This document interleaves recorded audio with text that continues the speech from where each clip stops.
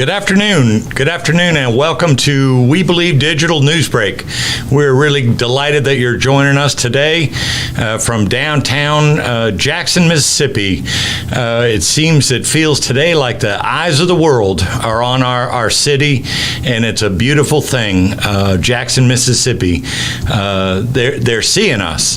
It's a beautiful thing, and Mr. Garrett, before we get going with a major announcement of a contribution of water, how are you doing today, sir? I'm doing extremely well, thank you. Today, it's just one of those days it just feels like it just doesn't get any better than this.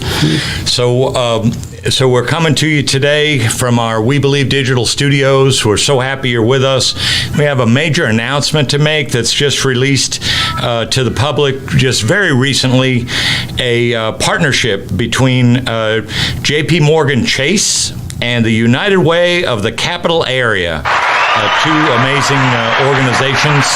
And let me just share with you, and this comes to us from Justin Page and also from Gene Frazier, who is the corporate relations manager at United Way. And these two organizations are pairing up to help us in this water crisis that we're having here in Jackson, pairing up, announcing a $40,000 emergency water distribution, supporting Jackson area families and communities during the crisis. And so just a little bit deeper, the Water Crisis Relief Partnership of 88 pallets of bottled water scheduled for arrival in Jackson on today, with a commitment $20,000 from J.P. Morgan Chase. And United Way has matched that. The Water Crisis Relief Partnership now bolstered to a value of $40,000. The support from J.P. Morgan Chase comes at a critical time as the city's main water treatment supply failed, with limited supply to its fire stations to fight fires, leaving some community health care providers and centers having to secure water pumps for basic things such as dialysis and other support services. Little to no water in some households, notwithstanding drinking water that's for some folks it's questionable whether it's suitable for human consumption. Nikki Macelius, and I hope I'm pronouncing that right, Nikki, interim president and chief executive officer, welcomes the timely gift and embraces it as a lifeline for our families and our communities. She says, we're so grateful to J.P. Morgan Chase for this timely gift. The gravity of it will carry an exponential reach and support our families and communities. Our thoughts and prayers go out to all neighbors impacted by the flooding and to all of us who are suffering during the crisis. We're establishing this fund to assist in the basic need that we all require and have in common, the need for water. You can be assured that 100% of those funds will be used for this very purpose. And they have contracted with a company in, I hadn't heard this name before, Ottawaville, Alabama, a black-owned business, to coordinate delivery to sites throughout Jackson, including Sykes Community Center, Oak Forest Community Center, Westland Plaza, the IAJE Community Center, that's Immigrant Alliance for Justice and Equity, Grove Park Community Center, and the Mississippi Move organization directly across from Tougaloo College. Everyone deserves access to clean water, said Jennifer DeSalvo, Chase Market Director for Mississippi and Alabama. We're so proud to stand with the United Way of the Capital Area and deliver this critical resource to our neighbors in Jackson. This is the second time that J.P. Morgan Chase and United Way have partnered. They did it once before in March 2021. So we are just delighted that these people are coming together to be a life ring as Jackson is really struggling right now. And also they urge people to remember that they can always call 211 for critical services and assistance at any time. So we thank very much the United Way Capital Area and J.P. Morgan Chase for seeing Jackson, because as we all know, that's not always the case. So thank you so much for that. How about that announcement, Mr. Garrett? Well, I think it was long, that's for sure. Yeah, it was long, but we want to give the people, the whole deal. Okay. I think it's an excellent partnership between United Way and Chase. Chase is a local entity that has not always been in the Jackson area, so I'm glad to see that they're moving in and taking some corporate responsibility, some civic responsibility for what goes on in the community. Mm-hmm. We asked the question, where are your Trustmark and where are your Regions and Wells Fargo and all of the other banks in the area? Right. So, but it's just, it's really amazing how things just seem to be coming down on this day today, Friday. I mean, it was just Monday morning when the Pearl River crested, a little bit lower than expected, but certainly had already hammed up the works over at the O.B. Curtis plant. And so, in fact, we're expecting sometime today to have the head of FEMA be on the ground here in Jackson, and her name is Deanne Criswell, and she says she wants to ensure Jackson has absolutely everything that's needed to restore its water quality. Well, I know that's good news. Good news for the state, good news for the city, good news for this 150,000 plus citizens that are affected by Jackson's water issues. We give just a little background to our viewers out there across the world that Jackson recently lost pressure in its drinking water facility. And we were under boil notices for several weeks because of the inability to get 2 consecutive days of positive testing from the Environmental Protection Agency. And then during that period of time, the storm hit and the flooding occurred, and I call that a perfect storm. And during the flooding, Jackson lost 2 of its raw water pumps that pulls water out of the reservoir here in Jackson, Mississippi. And so when the pumps went out, then we certainly lost pressure completely in our system and drained all of our storage tanks, and we were unable to provide water, the basic essential, to most citizens on the south side of Jackson, below I-20, south of I-20 especially, were hard hit with absolutely no water coming out of the faucets. So we then do, as Jacksonians and Mississippians always do, we chime right in and lent a hand, and Garrett Enterprises immediately dispatched, upon approval by the mayor of the city of Jackson and on request by the city council president, the city council member of the city of Jackson, we dispatched a 6,000-gallon tanker down to Forest Hill High School that will provide non-potable water for those citizens. The critical part of this situation is being able to have sanitized areas. You have to be able to flush your commodes. That's critically important. We can go 2 or 3 days without drinking water. Many of us can, but we cannot stand to be in an environment where we can't flush our toilets for 3 or 4 days. It just would be unbearable. And so many of us spring forth and start to deliver non-potable water to that area. And the team and the volunteers and the individuals that chimed in have just been astounding. Chris mentioned the United Way in their efforts, but every sorority, every fraternity has sprung into action during this particular crisis. The lines are long today. The lines are for miles and miles for people trying to get water, bottled water, at the key distribution points that Chris pointed out. So we're in no ways out of the woods here. We have a critical situation in Jackson, Mississippi. We have the support of the President of the United States of America, who called personally to the mayor of Jackson and to the governor of the state of Mississippi, and upon one-day notice approved a federal declaration that mobilized MEMA. Well, MEMA's a state agency. The governor mobilized MEMA and the National Guard. The president mobilized FEMA and the Corps of Engineers. And the mayor of the city of Jackson mobilized all of the public works personnel that the city had to offer. So now we look like a staging area in a war zone. There are green trucks and vehicles and tankers and armored vehicles all around Jackson. Now, when I say armored, I don't mean that there are guns on display. I mean that the vehicle is designed to shield itself from any type of attacks. And so we're in a critical situation here in Jackson, but with your hopes and prayers and donations and with the volunteers and the small business community coming in to rescue, I know we're going to get there.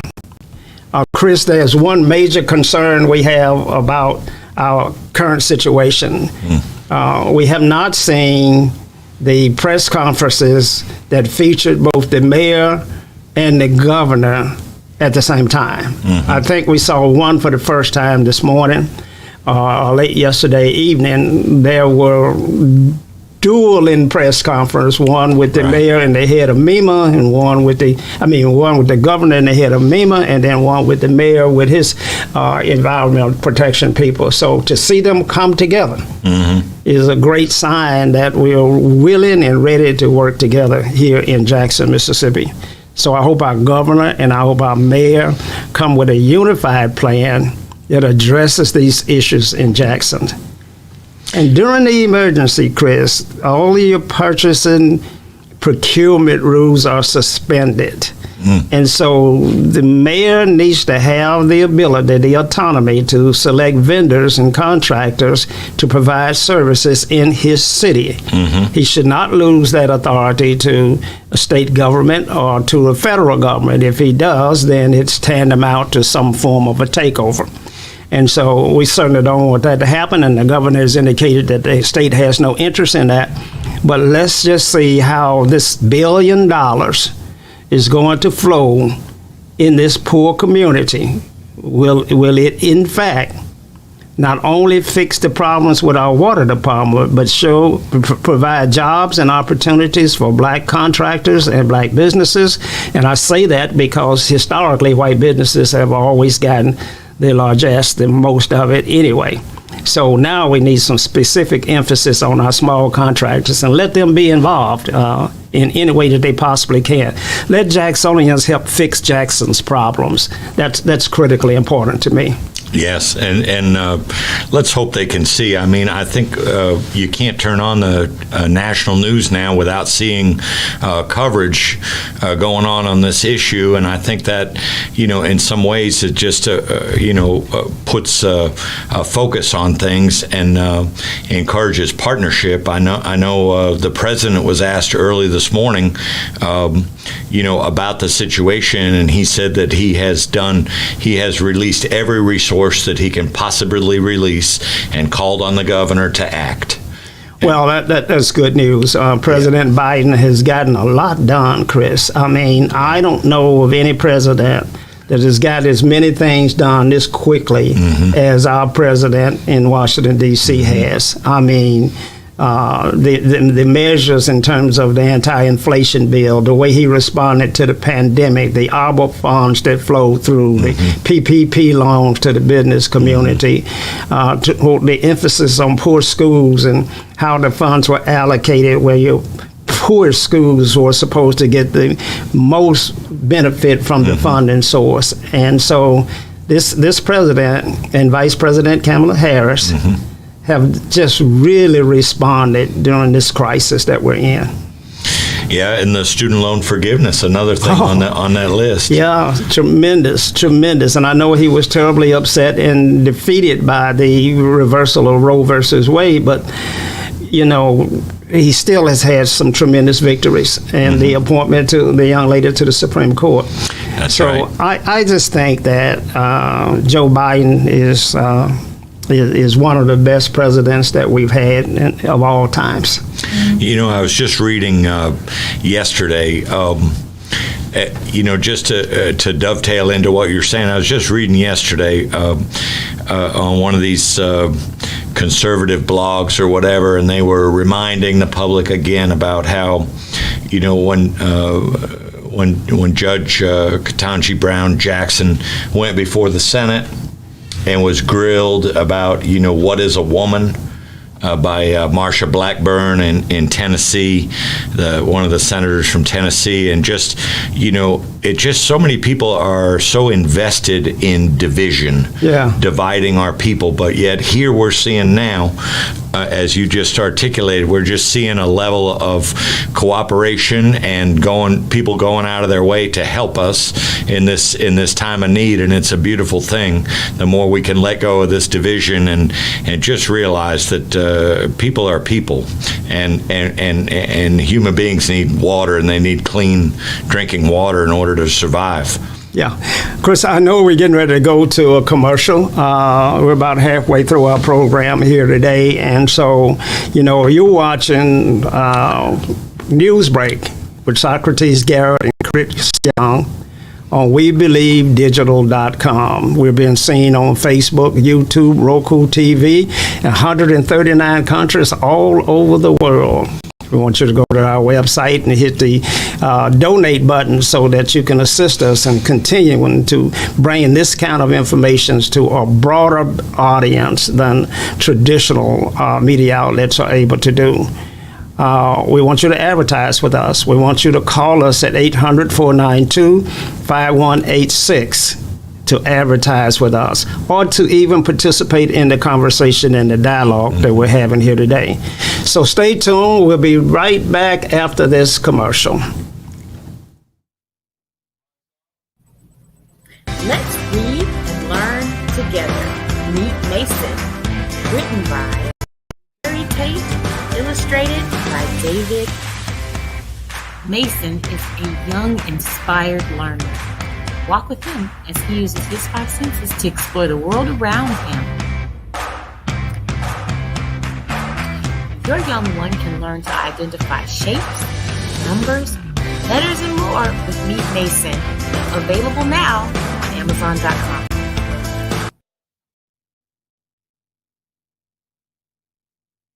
Advertise on WeBelieve.Global, a brand new digital media platform. Share your brand with our audience on our many global live stream TV broadcasts and over the radio. For more info, visit WeBelieve.Global or call 800-492-186 option 1.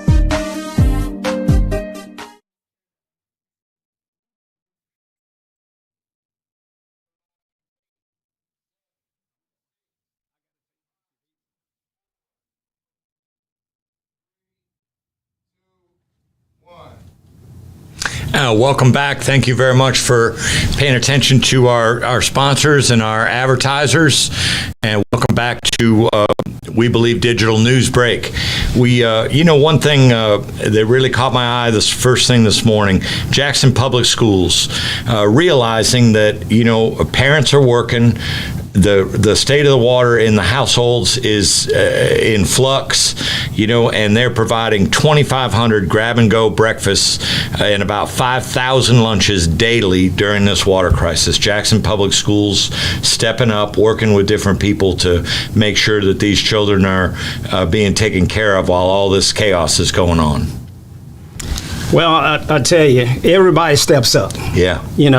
All agencies, I'm sure Jackson State, Tougaloo College is no different, Belhaven, Millsaps, Mississippi College. We're rich in Jackson, Mississippi with prestigious educational institutions.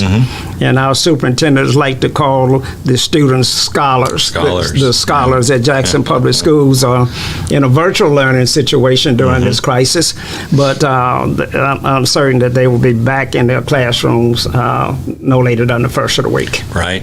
And early this morning, the mayor announced that significant gains being made with the OB Curtis plant, indicating that system-wide pressure is up to 80% now. The goal that they typically sit at is 87%, and so it's making its way back up there. And but at the same time, he cautioned that due to the aging infrastructure, they want to do that very slowly at this point because some of the pipes might not be able to, handle all the pressure. So they're just creeping it up slowly and getting back to the norm. He mentioned 6 of 8 elevated storage tanks had reached stable levels. So all this is really good news. Another thing, Mr. Garrett, there was a report early this morning, 47 extra people on site at OB Curtis. Eight folks from MEMA, 6 from the Mississippi Department of Health, 2 from the EPA, 8 from the Army Corps of Engineers, 2 from Hinds County Emergency Management, 6 from FEMA, and 1 from the Wireless Communications Commission. I didn't even know it existed. Additional staffers are en route from Louisiana. Amazing stuff starting to come together. Yeah, it is. It is. And this is what we do as Americans. Yes. We come together in times of crisis, and we put away our differences for a moment to try and fix a problem that affects the greater good. Mm-hmm. I'm reminded of the cartoon that I used to watch as a boy with the fox and the shepherd and the sheep. That the sheep would be trying to eat the fox would be trying to eat the sheep, and the shepherd would be on guard. And then at 12 o'clock, the fox and the shepherd went to lunch together. Right. From 12 to 1. And then they came back and both assumed their role of trying to destroy the sheep. Right. And so here in Mississippi, I hope that we are on an extended lunch break where we all work together. All agencies, all hands on deck, pulling in one direction. Right. Not pointing the fingers and say, how did this occur? Right. Who was to blame? Who created poor management? All of those kind of superfluous questions at the moment should be put aside. Put aside.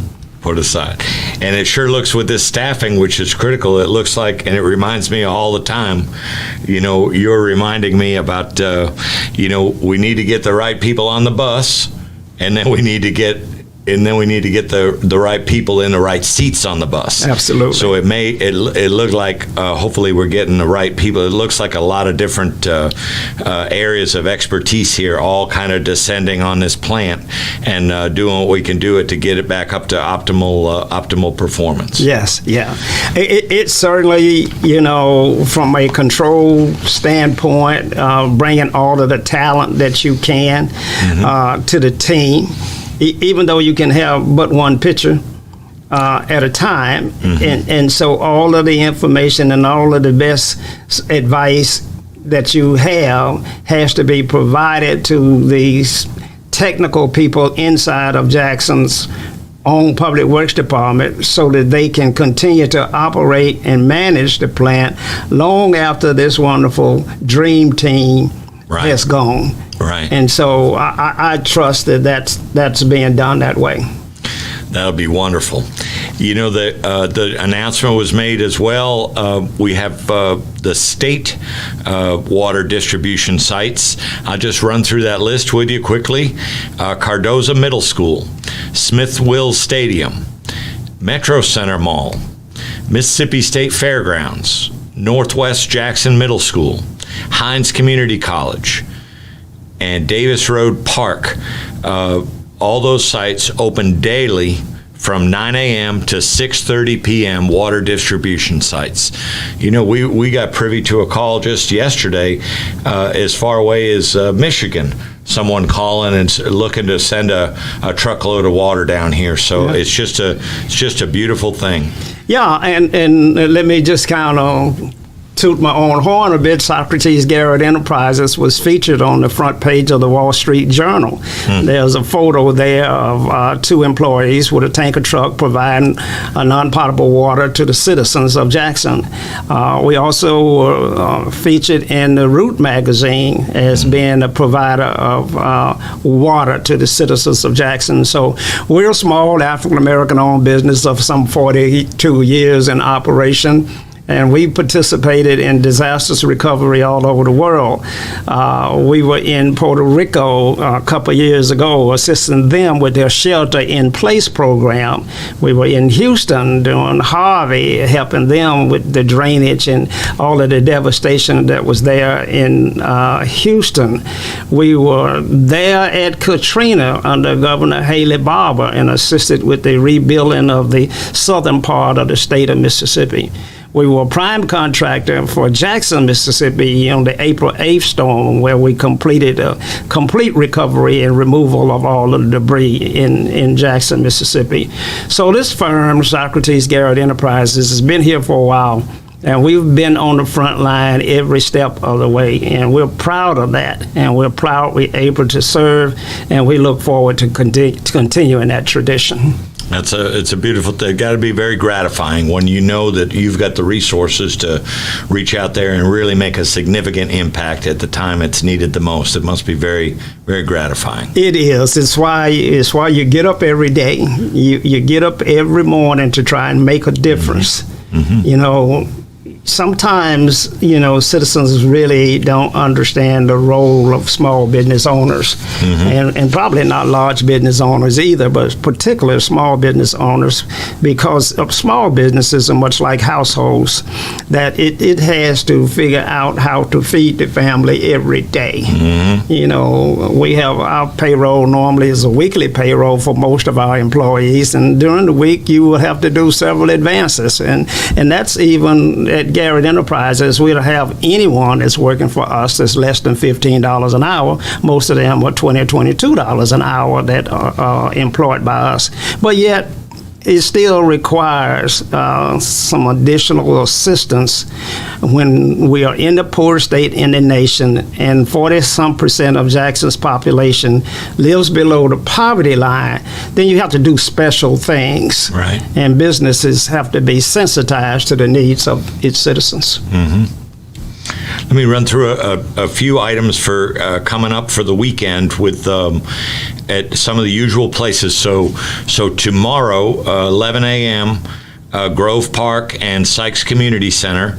1 p.m. on Sundays, Grove Park and Sykes Community Center. Water distribution, got all kinds of bottled water over there. There's another distribution that's opened up under the auspices of MEMA, that's opened at the Hank Aaron Sports Academy, with Smith Wills Stadium in Jackson, and there's members of the National Guard that will load water for each vehicle there. Now that's from 9:30 a.m. to 6:30 p.m. daily until further notice. 9:30 a.m. to 6:30 p.m. over at the Hank Aaron Sports Academy, Smith Wills Stadium in Jackson. Trying to skip through some of these are already expired for today, so I won't share that with you, but Saturday, tomorrow, the CED Jackson is located at 505 Julian Street. I know a part of Julian Street was flooded earlier this week, but CED Jackson will distribute cases of bottled water, be limited to 2 cases of water per vehicle. Distribution will continue until supplies run out. That's 8 o'clock tomorrow morning over at CED Jackson. Also at 9 tomorrow morning at the Mount Helm, the oldest African American church definitely in Jackson, if not the state. Mount Helm Baptist Church, 300 East Church Street. Distribute cases of bottled water tomorrow starting at 9 a.m. in the church's breezeway.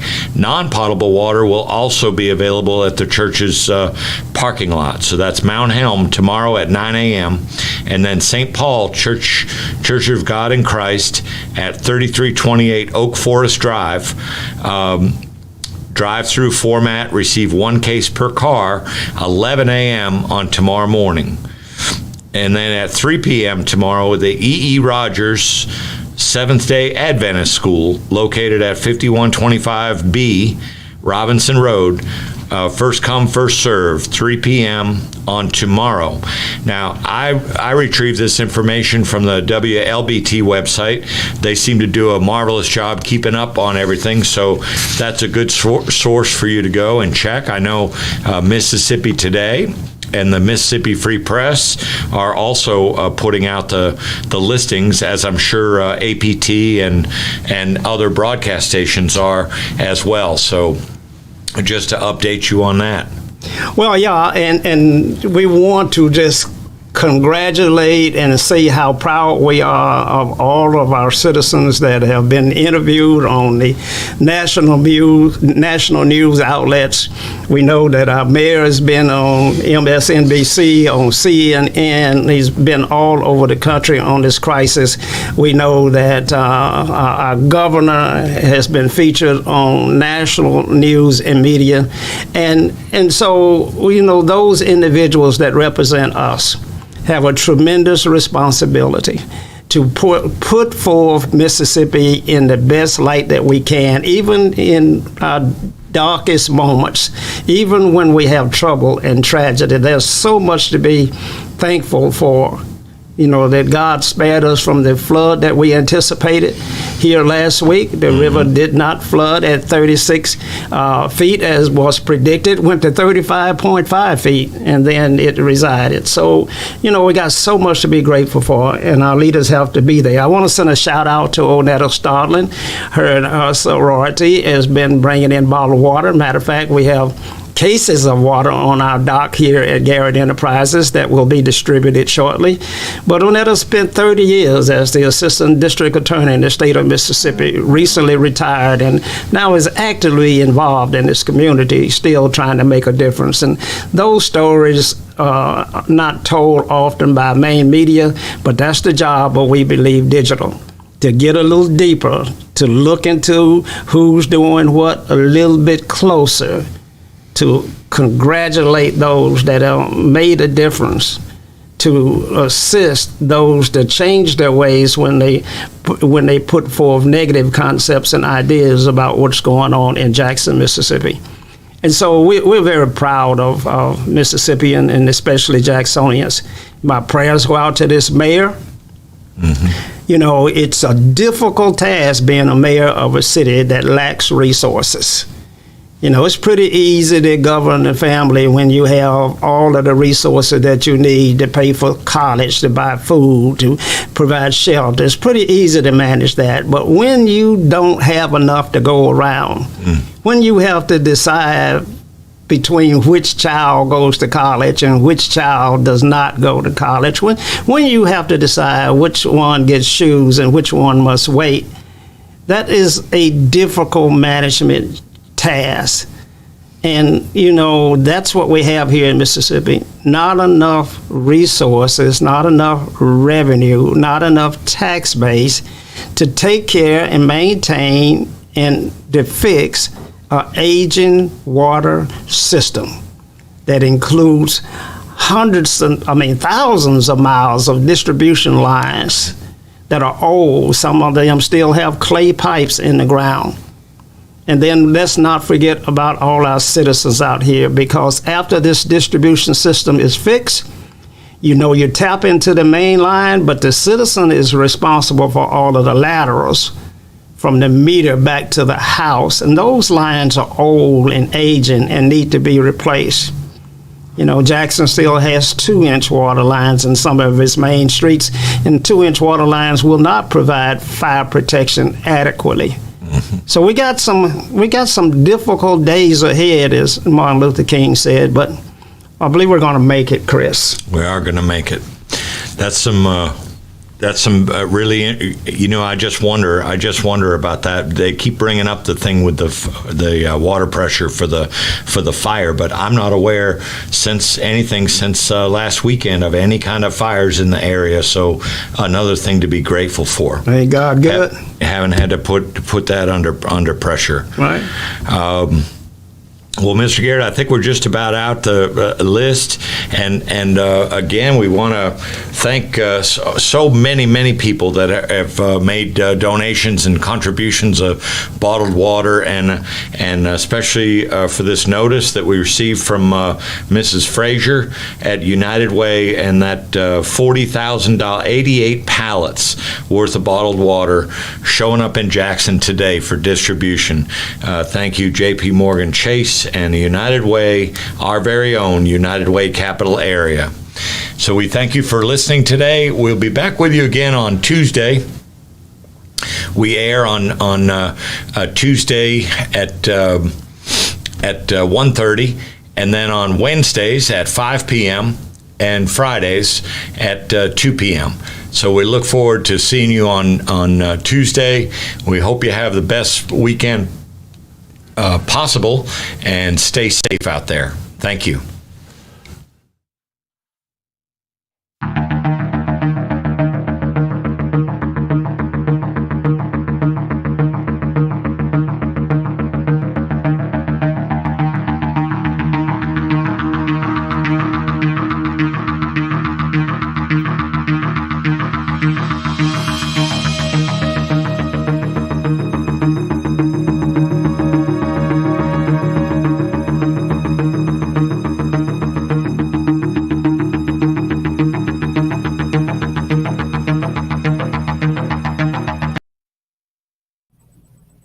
Let's read and learn together. Meet Mason. Written by Sherry Tate. Illustrated by David. Mason is a young, inspired learner. Walk with him as he uses his 5 senses to explore the world around him. Your young one can learn to identify shapes, numbers, letters, and more with Meet Mason. Available now on Amazon.com.